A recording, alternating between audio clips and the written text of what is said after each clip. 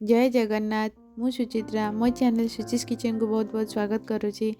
आज देखिपे मु गोटे पिठा रेसिपी नहीं आसी। एवं शीत दिने समस्त को पिठा खाया भल लगुच। ये बिना तेल रे गोटे चामच तेल रे पिठा होती। आपण मैंने निहाती घरे ट्राए करूँ। आपण मैंने पिठा देखिए तो जानीपे केते सुपर सॉफ्ट होती। आपण मैंने निहाती पिठा को ट्राए करूँ। जदि मो चैनल प्रथम थर आपण मैंने देखुं मो चैनल निहाती लाइक सब्सक्राइब शेयर करूँ।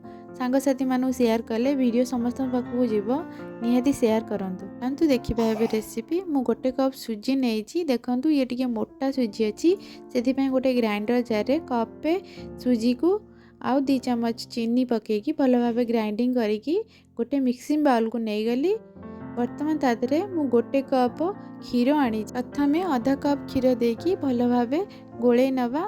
देखु वर्तमान गाढ़ा हो गलानी सुजीर बैटरटा। आउ जो आधा कप थिला क्षीर ताकू धीरे धीरे पकईकी गोले नवा। सुजी फुलिबा को टाइम लगे से सुजीर बैटर को गोलेकी किसी समय पाई रखीदेले सुजी जहाँ आब्जर्व करिया कथा क्षीर को आब्जर्व करनब।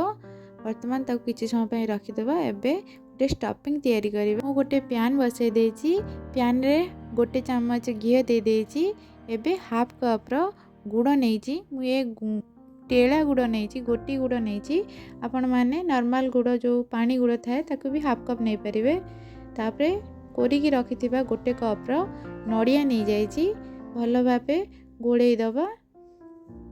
नड़िया और गुड़ भल भावे भाजी हो गला परे मु गोटे चामच रो गुजराती गुंड देकी भल भावे भाजी दउछि।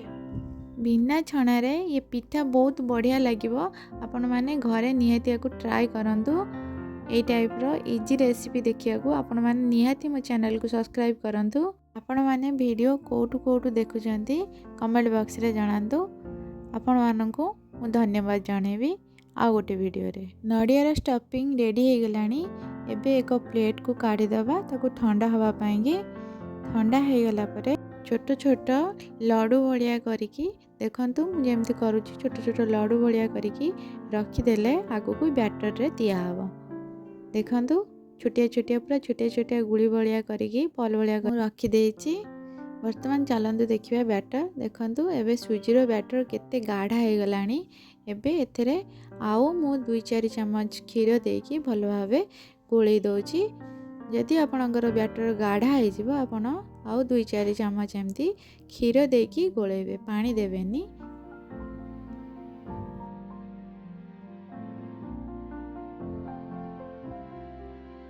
गोटे चम्मच बेकिंग सोडा हाफ चम्मच बेकिंग पाउडर गोटे चम्मच लुण देकी भल भाव गोले नवा। गोली सारा पर आप देखिपे कंसिस्टेंसी केमती अच्छी। ये टाइप रो कंसिस्टेंसी ही रहिबो। अधिक गाढ़ा रही कि अधिक पतला रही मीडियम टाइप रो ही रहिबो। मु एठी गोटे आपे पैन नहीं जाइछि।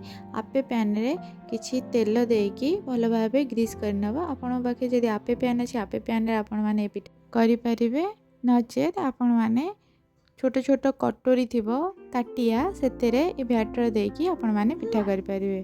ताटिया रे भल भाबे ऑयल को ग्रीस करि नेबे। तापरे एमती गोटे गोटे चामच देकी बैटर ता देहरे छोट छोट जो स्टफिंग अच्छी नड़ियार स्टफिंग ताकू देकी ता ऊपरे पुणी बैटर को 2 चामच देकी आपण माने ये पिठा करि परिबे। अति सहजरे बिना तेल रे बिना मैदा रे बिना छणा रे ये पिठा बढ़िया सुपर सॉफ्ट हबो। बहुत स्वादिया लागिवो पाटी की। ये ठंडा दिने बढ़िया लागिवो खाया को। आपण माने निहाती ट्राए करंतु। देखु सबुथे मु दे सारे बैटरटा मु आगुरु गैस रे पानी गरम हवा को बसई देती। पानी फुटलानी सेतेरे एबे आपे पैन को दबा। आपे पैन को मु आज स्टीम करुची। आकु आज डायरेक्ट गैस रे बसैबानी। ये स्टीम पिठा हबो।